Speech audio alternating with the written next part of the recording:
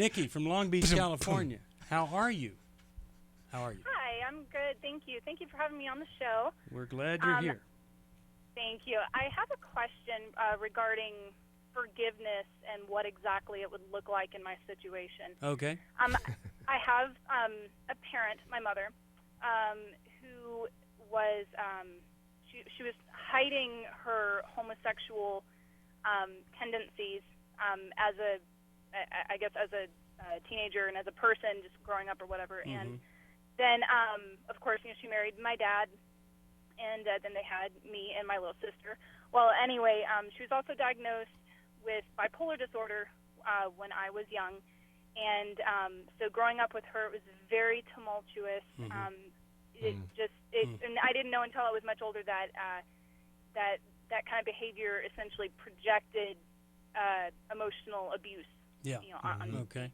And so anyway, my question is, she's asked for forgiveness, from me for her treating me, poorly, and I accept that. And we grew up in the Baptist church, so we grew up knowing the Lord and having a relationship with Him. But it was always very tumultuous for our relationship. I just kind of shut down and closed myself away. But my question again is about forgiving, and I want to know what does forgiveness look like? I mean, I can, it's easy just to say, I forgive you, but the thing is, I find myself not even wanting to have a relationship with her because I don't trust her, and I don't. You don't trust her to do. Quite frankly, I don't like her. You don't trust her to do what? I don't trust her with my emotions, with my feelings, with things that are important to me. I feel like, one of the side effects of bipolar disorder is that you can take a situation that is maybe black and white, and you can invert it, or you can manipulate the situation, and it just something looks very different to a person with bipolar disorder than it does to like an average person. So in that sense, I don't trust her. I don't trust her judgment. I don't know if that makes sense at all or not. Well, it makes a lot of sense. Okay. Because you had a tumultuous history, and it was not comfortable, and your mother asked your forgiveness. But I'm still trying to figure out, where does your question apply? What are you looking for? I'm trying to figure out what forgiveness really looks like according to the Bible. Is it okay? Well, to say, hold on, just stop for a second. Simply stated, forgiveness means that you're not holding anything against her. So what would you look like in a relationship with your mother if you didn't hold anything against her? What would that look like? If you take it out of the how would you behave towards your mother if you had nothing against her? That's what forgiveness is. Okay. What would you look like? Now, trust is a second question, but forgiveness, you have nothing against her. So what would you look like vis-a-vis your mother? All right. Yeah, that's a very difficult question, I suppose, because when I talk to her, I feel as if I'm wasting my time, and because I don't want to build a relationship with her. Yeah. I wish that it were okay for me to not build a relationship with her and not talk to her, but I feel like that wouldn't be forgiveness, because I know she does long for that relationship with me. Unfortunately, because of what she's done, I want nothing to do with her. Well, Henry brought up a great second point, which is the issue of trust, Nikki, because you can forgive somebody, which means to not hold anything against them, but then whether I choose to have an intimate relationship with them is based upon how much I trust them. And how much I trust them means how much I'll let them into my life and then rest and relax around them. Well, hold on a second. And you're saying you don't want to do that. I don't want that. So forgiveness, Henry answered your question. Trust is now a second question. Well, and I would ask, why don't you want to do that? Well, right. she said, I think you said that because of what she did, you don't want to have anything to do with her, right? Right. Because, Okay. See, that so doesn't that's, sound like forgiveness that's to me. still holding something against her if it's because of what she did. Now, I want to ask you. I guess I find myself in a question. I guess I find myself trying to determine if I'm, if I let her back into my life and I let her, I guess, I let us have a relationship. Am I being naive in the fact that she is going to hurt me again, or she doesn't. do I No, just, she doesn't have to. But let me ask you this: do you know about her childhood at all? Do you know anything about how she was raised? I know that her father died when she was very young. Uh-huh. She was raised by her mother, my grandmother, Uh-huh. and they were raised in the church. So, and that's basically really all I know. You don't know if she had a good relationship with her mom, or it was. I think she did, Uh-huh. somewhat. Okay. Yeah. All right. But she Okay, didn't have a dad. Okay. We're going to go to break. When we come back, I want you to answer a question for me. Sure. If you, this day forward, if you did not need anything from your mother, what would your relationship with her look like? Okay. So think about that. We'll get to that right after this. You're listening. We're back. If you're a parent, do you think maybe one day your children might be calling a radio program and saying, "Wow, man, I've got some really crummy feelings here that I need to deal with"? And we're talking with Nikki, who's really trying to, I think, she's trying to forgive her mom and know what that relationship is like. And Henry's asked the question: if you didn't need anything from her, what would your relationship be like? Nikki, have you thought about that question? I have. Okay. What's the answer? If I didn't need anything from her ever again, I believe our relationship essentially would be non-existent. Why?